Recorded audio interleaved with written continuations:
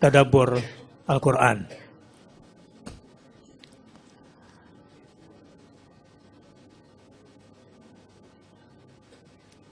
Tadabbur adalah sebuah pendekatan yang Quran sendiri yang menjelaskannya. Seperti tertuang di dalam surah Shad, surat 38 ayat 29. A'udzu billahi minasyaitonir rajim. Kitabun anzalnahu ilaika mubarakun. Ini adalah sebuah kitab yang kami turunkan kepadamu penuh dengan berkah.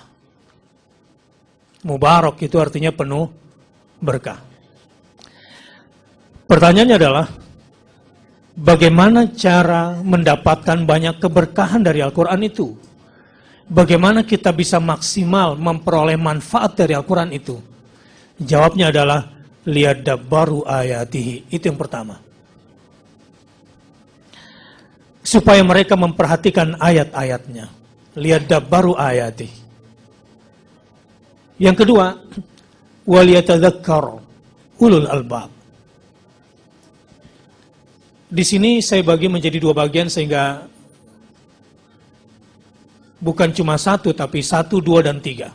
Yang pertama, bagi siapa saja yang ingin mendapatkan banyak manfaat dari Al-Quran, hendaklah dia mentadabburinya dan menjadikan Quran sebagai objeknya itu adalah reminder bagi dirinya, pengingat bagi dirinya.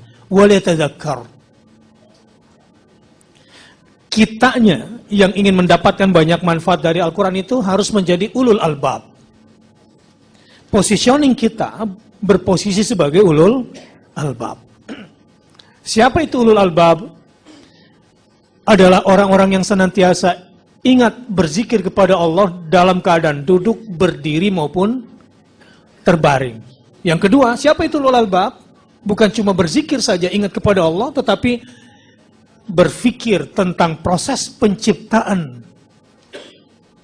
Wa yatafakkaruna fi khalqis samawati wal ard. Penciptaan langit dan bumi.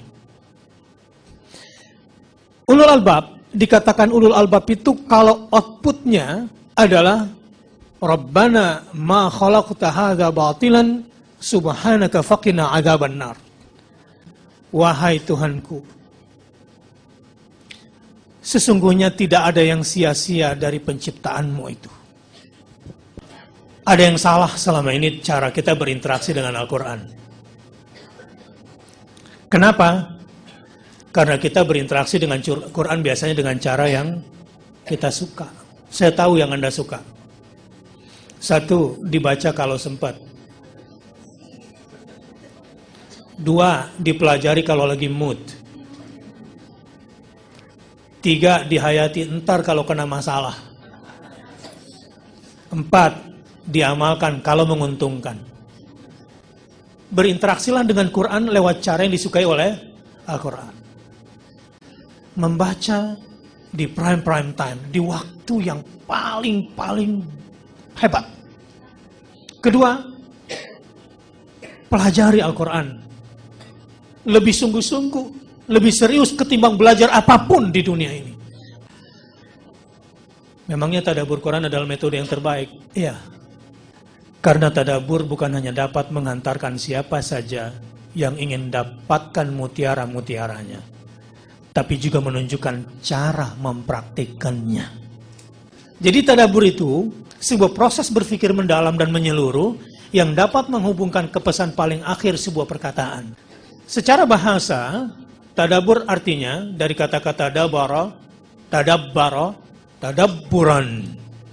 Memandang kepada akibat sesuatu dan memikirkannya. Mentadabburi perkataan maksudnya memperhatikannya dari permulaan hingga akhir. Kemudian mengulangi perhatian itu berkali-kali. Sekarang apakah tadabbur Quran itu? Menggunakan ketajaman mata hati, ainul basirah. Lewat sebuah perenungan mendalam secara berulang-ulang agar dapat menangkap pesan-pesan Al-Quran yang terdalam dan mencapai tujuan maknanya yang terjauh. Nah, bertadabbur menginstalasi ayat-ayat Allah yang isinya al-haqqu, kebenaran-kebenaran absolut, dan spek datanya yang namanya tadabbur itu nggak cukup tersimpan di otak, tapi sampai ke dalam qalb. Kenapa sih kita harus tadabbur Quran? Ini persoalannya. Karena umat Muhammad ternyata cuek sama Al-Quran.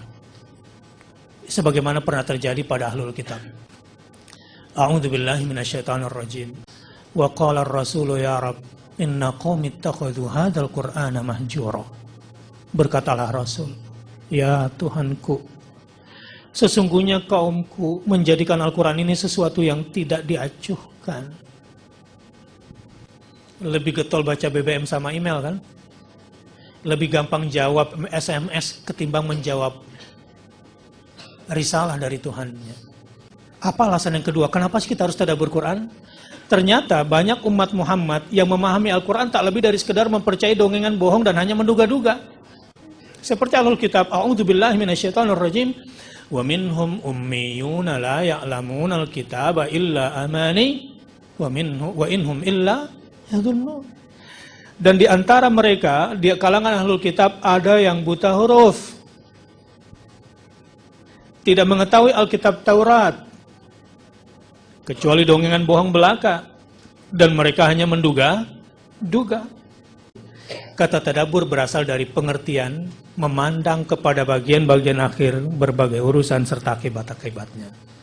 Bertadabbur adalah memandang sesuatu di balik sesuatu dan memahami akibat yang akan ditimbulkannya.